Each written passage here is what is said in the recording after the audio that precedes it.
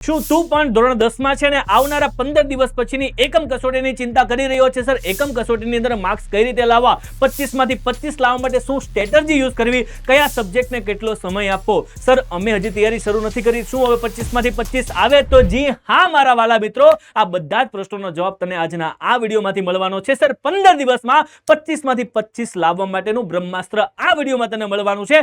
ખાસ સાંભળજે sir, strategy શું use કરવી છેલ્લા 15 દિવસ માટે. બહુ મોસ્ટ ટાઈમ વિડીયો તારા માટે છે ને આ વિડીયો તારા ફટાકથી મિત્રોને પણ શેર કરી દે, જેથી એને પણ 25 માંથી 25 આવી જાય. તો ભાઈ તું નોટ અને પેન થઈને લઈ જા રેડી. ભાઈ સાહેબ થઈ જા રેડી. ભાઈ સાહેબ છેલ્લા 15 દિવસની સ્ટ્રેટેજી કરીએ ભાઈ, જબરજસ્ત રીતે ડિસ્કશન કે ભાઈ છેલ્લા 15 દિવસમાં કેવી રીતે શું કરવી, તૈયારી કરવી. ભાઈ સાહેબ સમયસર, શિસ્તબદ્ધ અને અસરકારક તૈયારી તારે કરવાની છે. એની માટે સ્ટેપ શું છે તો આવી જા મારા વાલા, નોંધી લેજે તારા નોટબુકમાં. ભાઈ 4 સ્ટેજમાં તારે તૈયારી કરવાની છે. સૌથી પહેલા સિલેબસ સમજી લે, એની પછી મૂળભૂત વિષયો પર ધ્યાનને શું કરી દે, કેન્દ્રિત કરી દે મારા વાલા. રિવિઝન અને પ્રેક્ટિસ માટેનો સમય રાખી દે, અને ભાઈ સમયનું યોગ્ય વિતરણ એટલે કે કયો સમય ક્યાં યુટિલાઇઝ કરવો એની વિશે પણ માહિતી આપું છું. સૌથી પહેલા 4 સ્ટેજ છે એવું સમજી લે. સૌથી પહેલો સ્ટેજ શું કીધું છે આપણને? સિલેબસને સમજ, પ્રકરણવાર શું કર, તૈયારી કર. બેટા ખાસ સાંભળજે, એકમ કસોટીની અંદર બધી સ્કૂલ પોતપોતાની રીતે પેપર કાઢતી હોય છે. ભાઈ જો ગવર્મેન્ટ સ્કૂલમાં છો તો ગવર્મેન્ટનો સિલેબસ તો છે જ, પણ જો તમે પ્રાઇવેટ શાળામાં ભણી રહ્યા છો તો તમારા શિક્ષકોને મળો કે આવનારી એકમ કસોટીની અંદર અમારે કયા કયા પ્રકરણ કરવાના છે, એનું એક અલગથી લિસ્ટ બનાવી લે અને એ જ પ્રકરણ વાંચ, બાકીનું વાંચવાની જરૂર નથી. બેટા ખાસ સાંભળ, ભાઈ અમેરિકા જવું હોય ને તો ભાઈ સ્વિટ્ઝરલેન્ડનો રસ્તો ન જોદાય. ક્લિયર થાય છે?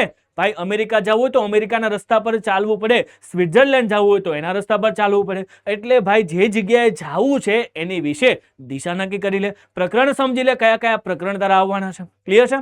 મૂળભૂત વિષયો પર ધ્યાન દે અને ભાઈ રિવિઝન અને પ્રેક્ટિસ માટેનો સમય કાઢ. વેટ એન્ડ વોચ શું કરવાનું છે ખાસ સાંભળ, મજબૂત પાયો બનાવો. સૌથી પહેલા વાત કરી 1 થી 7 દિવસની. પહેલા વીકમાં સર મારે શું કરવાનું છે? સર ડાયરેક્ટલી કયો શું કરું? ભાઈ સાહેબ સૌથી પહેલા તારો સિલેબસ નક્કી કરી લે, સિલેબસ સમજી લે, મહત્વના વિષય ઓળખી લે. એની માટે તારે અનલિમિટેડ સમય નથી લેવાનો, માત્ર 2 દિવસ. માત્ર 2 દિવસ. જો બેટા તારે 25 માંથી 25 લાવવા છે તો બેટા કમેન્ટ કરી દે ટાર્ગેટ 25.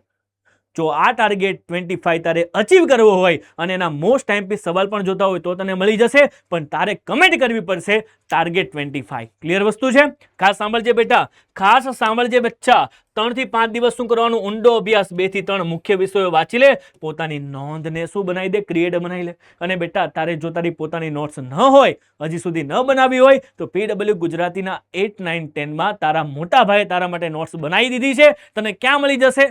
ક્યાં મળી જશે? આ વિડીયોના ડિસ્ક્રિપ્શનમાં આપેલી છે વોટ્સએપ ચેનલની લિંક, તેના પર જોડાઈ જા. તને ડાયરેક્ટલી એવી નોટ્સ મળશે કે જે તે કોઈ દિવસ જોઈ નહીં હોય મારા વાલા. ખાસ સાંભળજે, 6 થી 7 દિવસ પ્રેક્ટિસ શરૂ કરી દે, પ્રશ્નોને હલ કર, જૂના પેપરનું વાંચવાનું શરૂ કર. બેટા જેટલું જૂનું સોલ્વ કરીશ એટલું નવું સોલ્વ કરવાની તાકાત આવશે.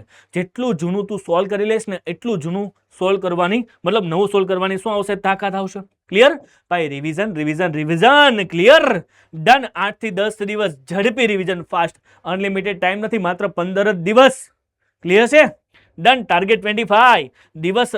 11 થી 13 મોક ટેસ્ટ આપી જાય. રિવિઝન અને મોક ટેસ્ટ અલગ છે બેટા.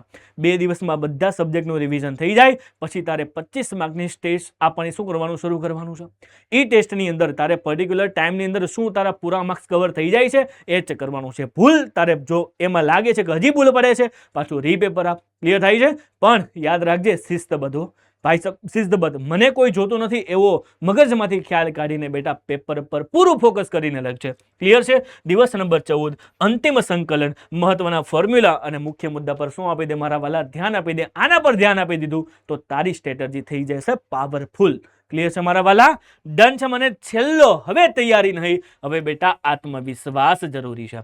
હવે શું છે બેટા? આત્મવિશ્વાસ જરૂરી છે. કારણ કે બેટા કોન્ફિડન્સ નહીં હોય ને તો પરીક્ષામાં જે સવાલ આવડતો હશે ને એ પણ તું ભૂલી જશે. એટલે ભાઈ 100% કોન્ફિડન્સ સાથે હવે જા. 15મા દિવસે કશું ન વાંચ. જે સ્માર્ટ નોટ્સ બનાવી છે એ નોટ્સને એકવાર રિફર કરી લે અને ખાસ સાંભળજે, હળવું રિવિઝન કરી લે. નવા વિષય, નવા ટોપિક વાંચવાનું બંધ કર. પ્રોપર ઊંઘ લઈને જા અને ભાઈ સાહેબ સામગ્રીને પ્રોપર લઈ લેજે. જે વસ્તુ તારે જોઈએ છે એટલી વસ્તુ કરીને જઈશ તો યાદ રાખજે 100% તારો ટાર્ગેટ પૂરો થશે ને મહત્વની ટિપ્સ શું છે સર મારા માટે? તો જ્યાં સુધી ભગીરથ સર અહીંયા ઊભા છે ત્યાં સુધી તને કંઈક ટિપ્સ મળતી રહેશે બેટા.